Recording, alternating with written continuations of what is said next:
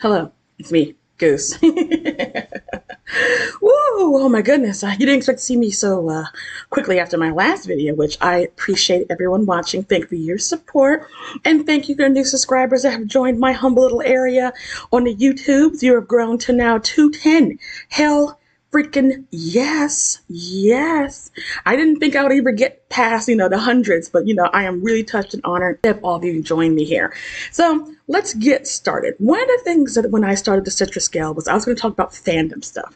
Eventually I'm going to be brave enough to talk about the discourse. And I think for a lot of people, they may not grasp that shipping is much more bigger than just this is a guy, this is a guy, this is a guy, this is a girl, this is a girl, this is a girl.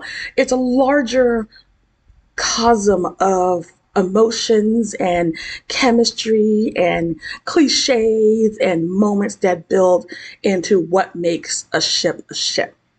And yeah, granted, you can always do crack pairings. I do have my crack pairings. I don't like the crack OOC stuff from shipping, but I do love my crack pairings very much. Hello, I'm a Arden and Cloud shipper. Don't ask. It's going to be a long conversation about that. But regardless of such, one of the things that is big for a lot of shippers is the slow burn.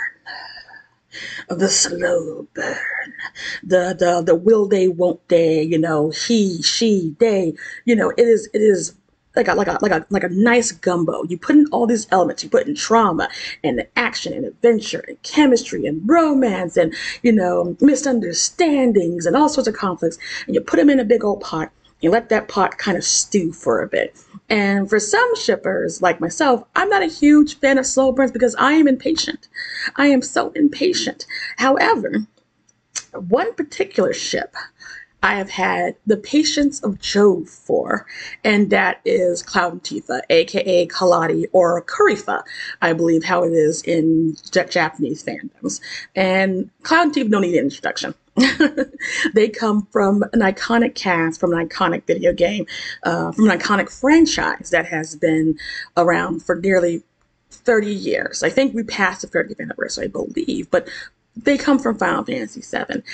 And Cloud and Tifa, for a lot of shippers, is like the core of that. And it was for me. It was one of my very first pairings. I have a few pairings that I can faintly remember before them, but Cloud and Tifa was the one that I said, oh yes, I will be seated. I'm here for this. I'm here for this. And what I wanted to talk about in regards to Cloud and Tifa is what happened with Final Fantasy VII Rebirth. Also, I'm getting that the way. If you haven't played Final Fantasy VII OG, Final Fantasy Remake, or Final Fantasy Rebirth, I'm going to be spoiling the fuck out of them. So I recommend that you play those games, but after you watch my video. Don't leave now. Stay with me, please. Watch my video and then go and play those games. They're really good. Have fun. In OG and Remake, there is a setup. The setup is Cloud and Tifa were childhood friends. Cloud and Tifa, they have a traumatic event early in their life that kind of bonds them. A sort of trauma bonds to them. Because this is kind of what carries over. It's the overarching theme in Cloud and Tifa's relationship is trauma, which doesn't sound very romantic. It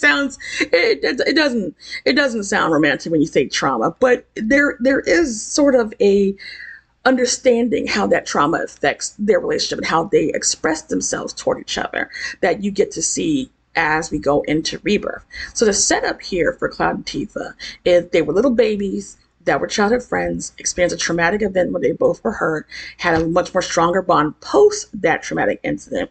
The other traumatic incident comes into play that separates them. They are separated for a course of XX amount of years. They reconnect with each other in base game Final Fantasy VII and Remake, and they are able to continue with their relationship, but there's caveats in there. There's caveats in there. It is very obvious that we see early on in Remake, especially more in Remake than you do in OG7, that Cloud's affection towards Tifa is more pronounced. It's more visual. And that's come greatly with the visual upgrade, the graphical upgrades to all the characters. So you can hear it in Cody's voice, you can see it in Britt's eyes, that there is instant chemistry between the two. The way they talk to each other is flirtatious. They flirt. These motherfuckers flirt. It's done in such a way that it's natural. It feels natural how Cloud and Tifa talk to each other. There's never a moment in the game where Cloud belittles Tifa. There's never a moment in the game where Tifa belittles Cloud. It's always sort of a supportive role between the two of them. They support each other and they work well with each other. And you can hear that in how they interact with a lot of their lines. Jesus, guys, get a room. Get a room, get a room. But the elements for their setup are there because you wind up having moments in Remake. I'm going to focus on the Remake. I'm not going to go back to OG because, good God, we're going to be here forever.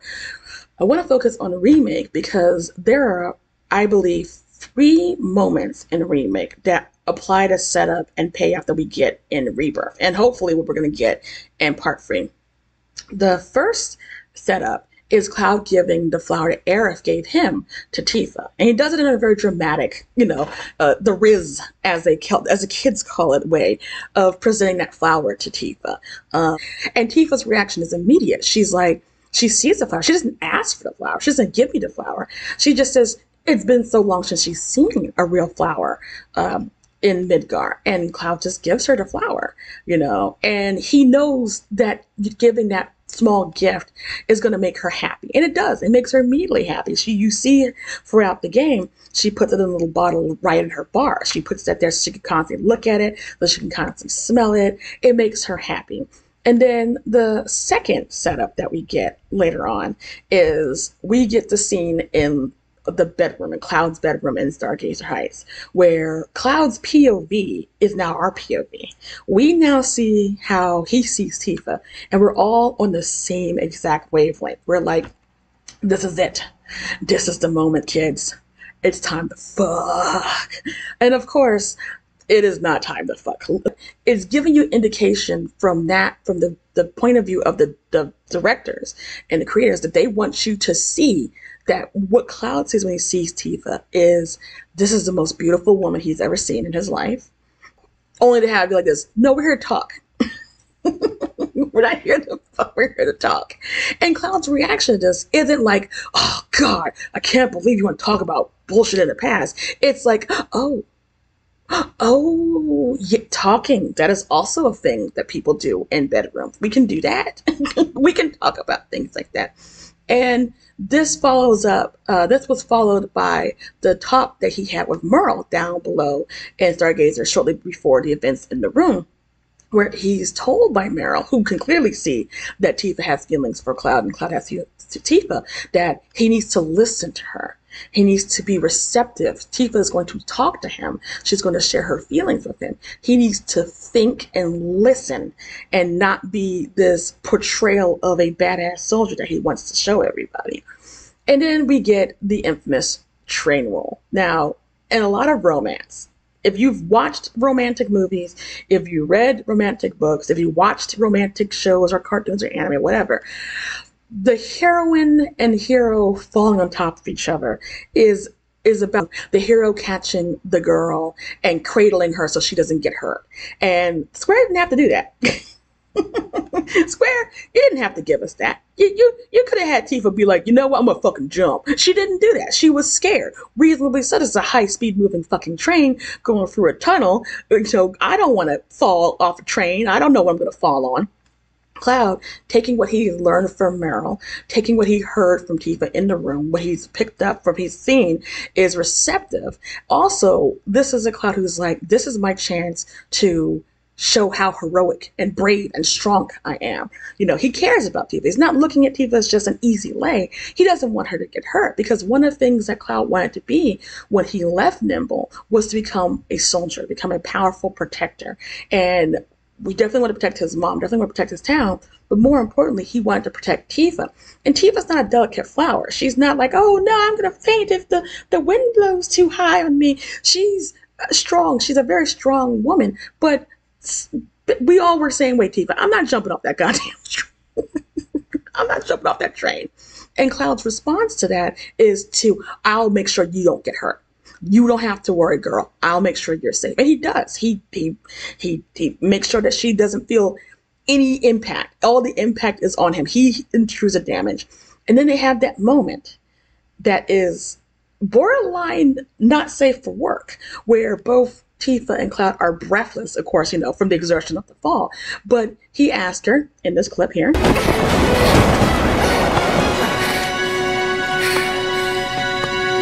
You okay? Yeah. Yes. Okay, let's remember this is a T-rated game here. We're doing a T-rated game. So we've established, the water tower promise. We established the flower giving to Tifa. And now we establish the train roll. These are all setups. These are all setups that Square is showing us as viewers, as fans, as shippers of Cloud and Tifa, that they are moving towards something. This is moving towards something. We may not get it anytime soon, but they are accelerating at a rapid pace to something happening here between them. As we fast forward throughout the game, we finally get to do the resolution scene. The scene you have, a good chunk of the citizens of Sector 7 were crushed by fire and debris because the Turks, ordered by Shinra, would release the pillars and literally squashed the residents of Sector 7. They are not here. And her home, the beautiful Sector 7 bar, was damaged as well in the fall. And so she's hurt, she's angry, and she's hurt that her home was taken away by Shinra once again. Feeling that everything she had worked up to post Nimbla was gone, she seeks comfort. She seeks comfort in the only piece of her past, the only stable piece of her past that she has left is Cloud. And, in that moment, where she collapsed against Cloud's chest and she starts to cry, we're all screaming at Cloud to hug her. Like, Cloud Strife, Cloud Dwayne Strife, if you do not hug, if you do not embrace this beautiful crying goddess that is against your chest, we're going to climb in this game. We're going to beat you. But in Cloud's defense, this is overwhelming. His senses are overloading. In his mind, in his moment, in his exact moment, this is everything he has ever envisioned in it. And it makes sure Tifa can depend on to keep her safe. They made that promise at the Water Tower is, if I'm ever in a bind, if I ever need somebody to save me, you'll come and save me like a hero in the stories. You'll always be there. And not just, fighting off the monster and rescuing the girl, but also being that rock where I can depend on and be kept safe with you. I can be sheltered in your arms, sheltered in your presence. And Tifa is very soft. She's very pretty. She smells good. She is in pain. Process all this into his being to hug her. Hug her. I can't punch the pain from Tifa's heart away, but what I can do is hug her. And he does. He hugs her a little too tight. He feels a little too tense. He's my dumb baby boy, and he hugs her. He hugs her tightly to the point where she says, "Like, you're hurting me. you're too strong."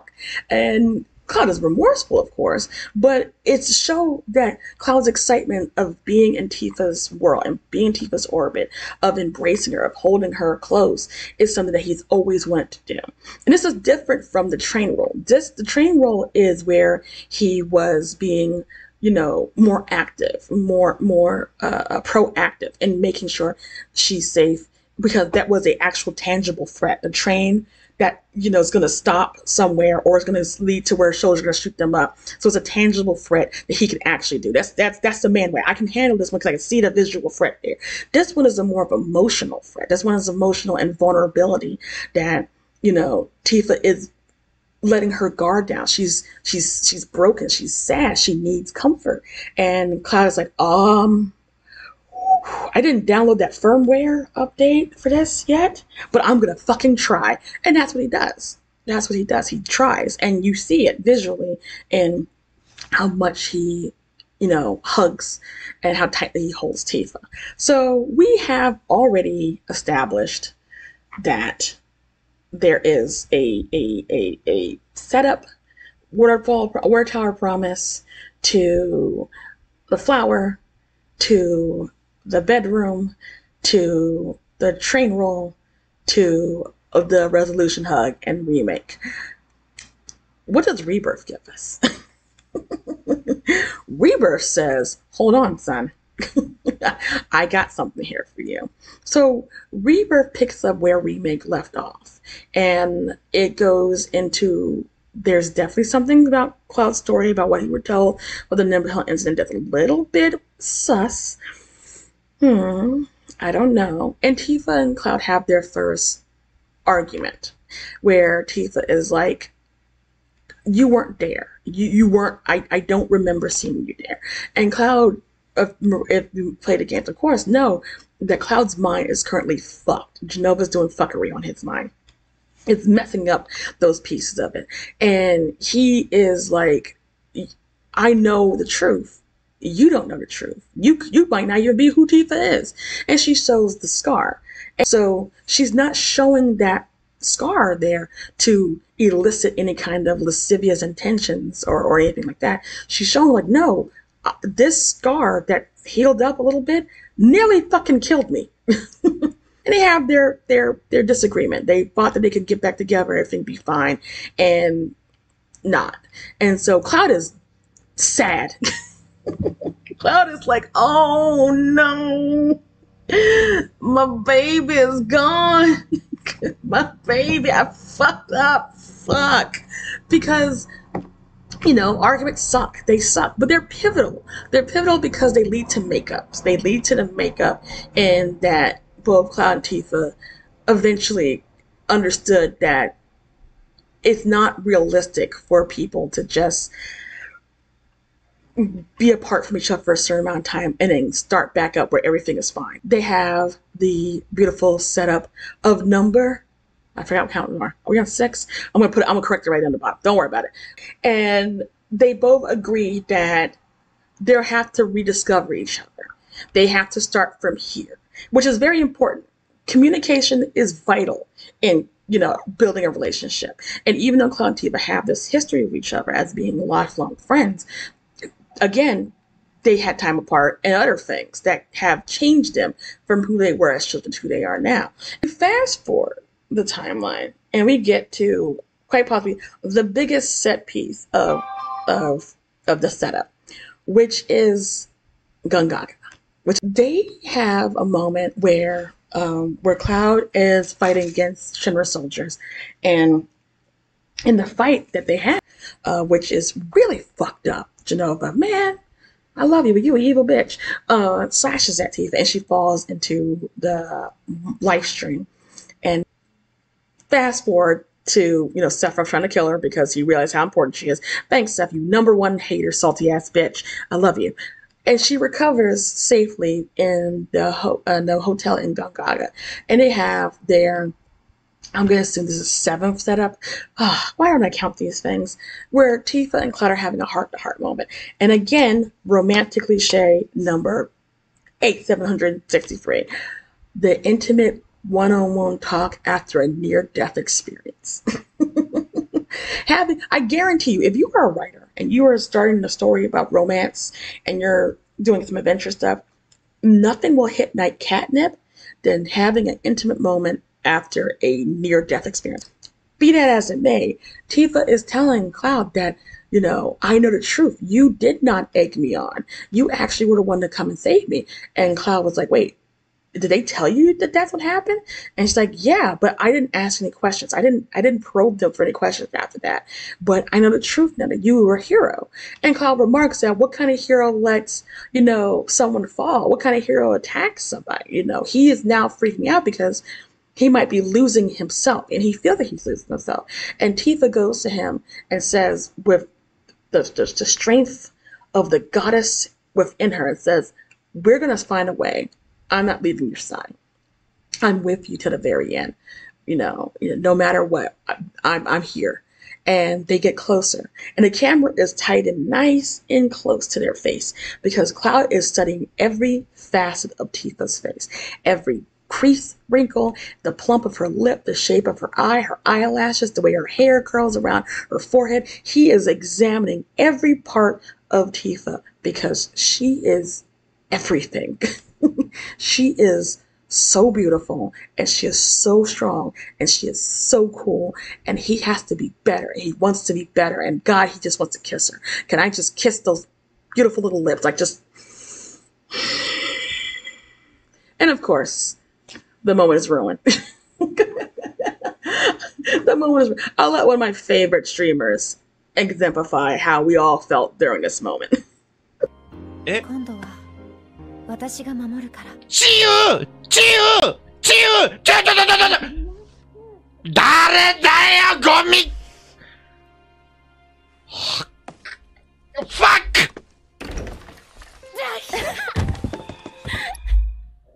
おもんなマジでおもんなマジでクソガキども But in that sequence, that is the final setup. That is the final piece that Square wants to give to the shippers of Cloti and the shippers and Final Fantasy audience as a whole, that there is something building that has been building between these two for the last 27 years. We're going through from Kingdom Hearts 2, where Tifa gives Cloud her light, to an avid children, where Tifa and Cloud are living together and supporting each other, and how Tifa has been encouraging and saying, you know, our memories are us. You know, where do we go from here? I want to be here for you, but I can't do this on my own. I need you. I need you to be that rock for me.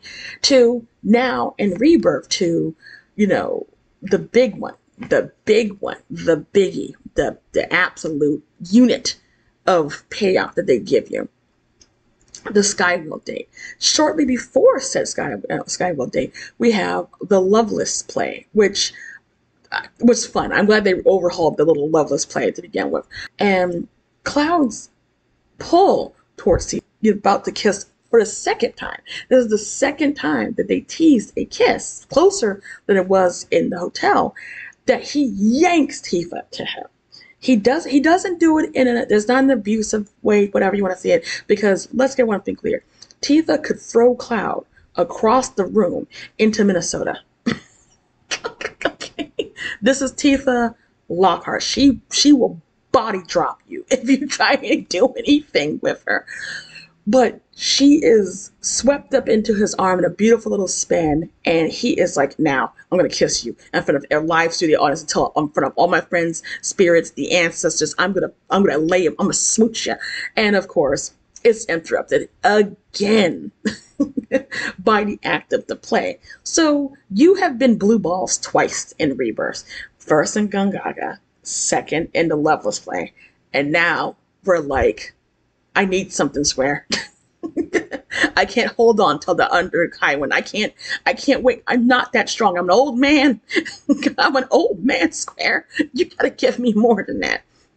We have the Skyworld date. Now, all the dates that happen in Rebirth are canonical. They all are. They're all in service of establishing Cloud's bonds with all of his friends.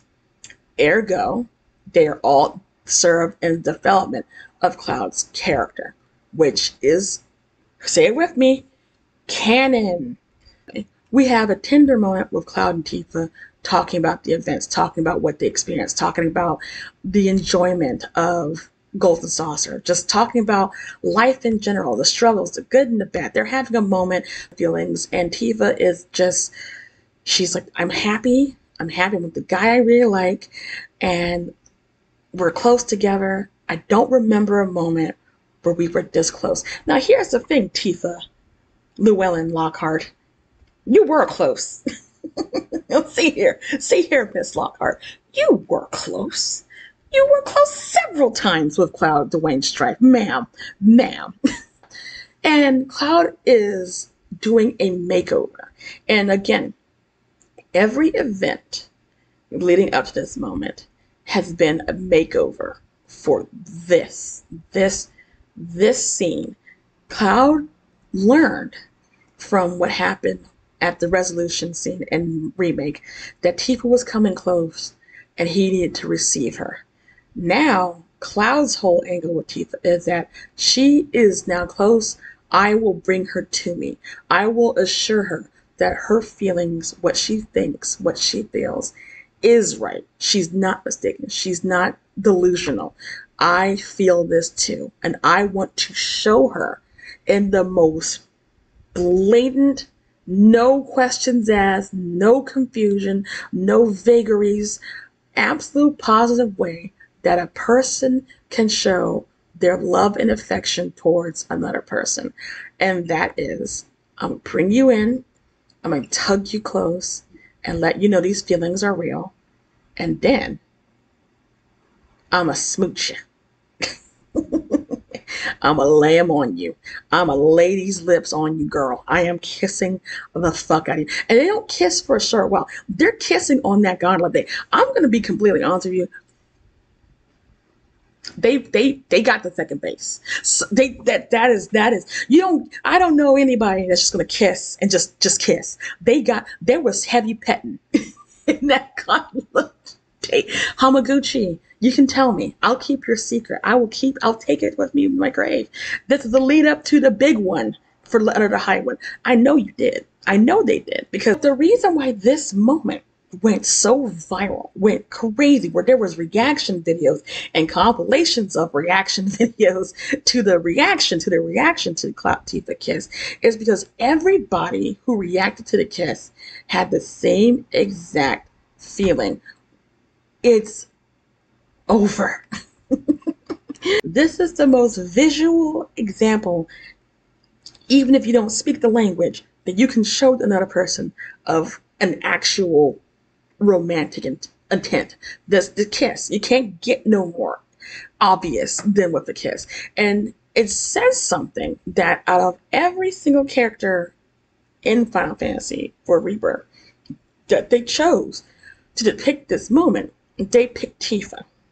They wanted to make it very clear that Square Enix and Tamaguchi and crew are very aware of the 27-year-long slow burn they kind of made with Cloud and Tifa. All the bricks that Square has laid for 27 years, leading to a confirmation of romantic chemistry between Cloud and Tifa, has been laid. They've made it very clear throughout every single instance where Cloud and Tifa are together. It's Cloud and Tifa. It's always been written to be Cloud and Tifa. And so it's always going to lead up to the end game of Cloud and Tifa, wherever part 3 ends. And of course, what happens in Avid Children.